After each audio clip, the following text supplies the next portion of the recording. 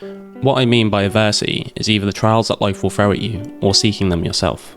Often we overlook the benefits of adversity in a culture that is very much woe is me, and in the same breath forget the immense power and growth that comes from going through hard times or pushing through newfound limits.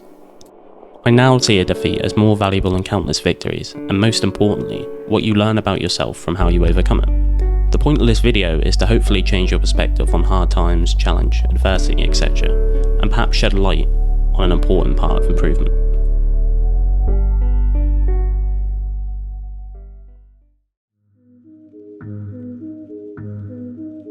So what about the challenges that life throw at you? Well, first of all, I understand that in certain situations, putting a positive spin on it might seem insensitive or undesirable. For example, if someone was to lose a loved one or be stricken with a disease or illness, it can seem wrong to look at the positive.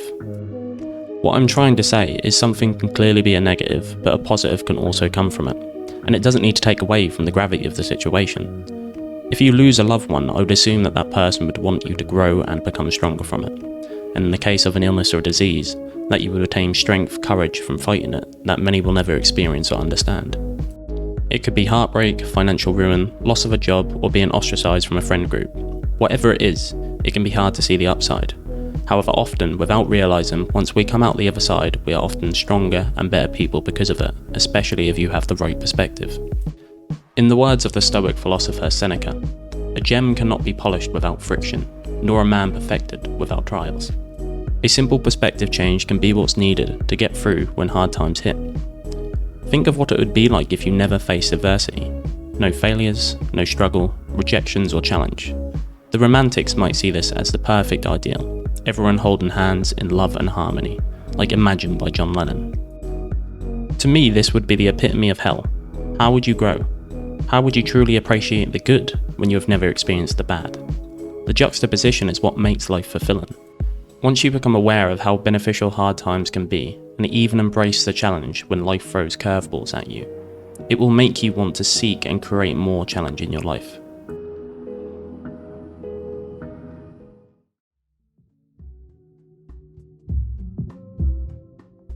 Whether it's an intellectual pursuit or a physical, creating challenge is always a mental game. In saying challenge, it automatically means that it must be hard to some degree, forcing you to tap into your willpower. I'm currently doing a dopamine detox. For those who are not aware, a dopamine detox is abstaining from instant gratification activities that produce large amounts of dopamine in the brain, such as social media, gaming, watching TV, YouTube, films, etc. Dopamine is the molecule responsible for motivation. The idea is to abstain from activities that produce a large amount of dopamine, and it will make the more boring stuff in your life that you know you should be doing more enjoyable by creating new pathways in the brain. Now, doing a dopamine detox is naturally a challenge within itself. However, it does free up a lot of spare time. I'm using that spare time to focus on lifting weights and training for a half marathon in September. Pushing myself to run slightly further or faster most days can be extremely exhausting, but is extremely rewarding. The internal battle that you have to win to get after it consistently, or push harder, to me is a way of conquering your mind, toughening you for all areas of your life, and building discipline, or as David Goggins would say, callousing the mind.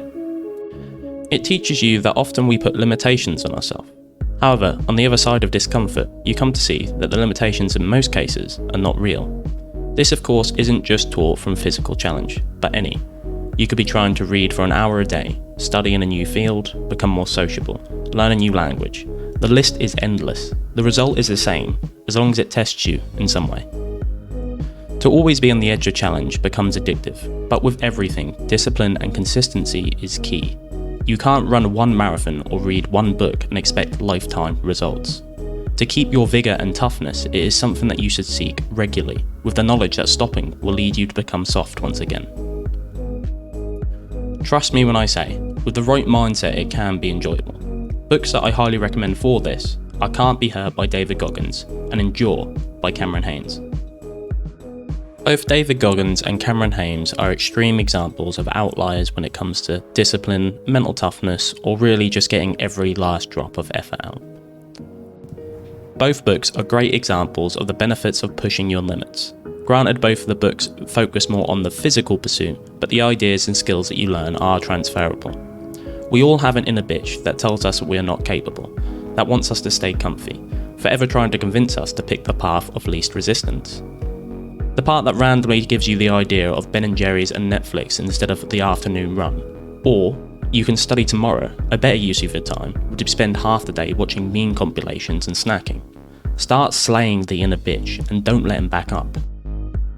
There will be times in life where you want to lift your foot off the gas and live more comfortably. But just remember, if you're in a rut or going through something, it will come to an end and good times will come back round. Just think to yourself, who would you be if you don't lift your foot off the gas when times are rough? The good times will be all that much better. The idea is to have control over the part of you that wants to give up over inconvenience. Getting after it will teach your brain that once you set your mind to something, it will get accomplished, despite of obstacles, and in turn will create less resistance when pursuing the difficult.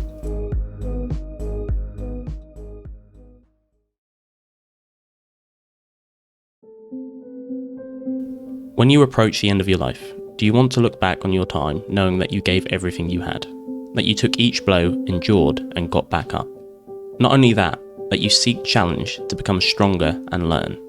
Adversity can make ordinary people extraordinary. There is an end, and your time here is finite. When I look back, and I hope you do too, I want to know that I rinsed every drop out of this life, and could be proud of the time I spent as an intelligent chimp hurtling through space on a rock. As always, if you're into self-improvement or you like that video, hit that subscribe button. Thanks.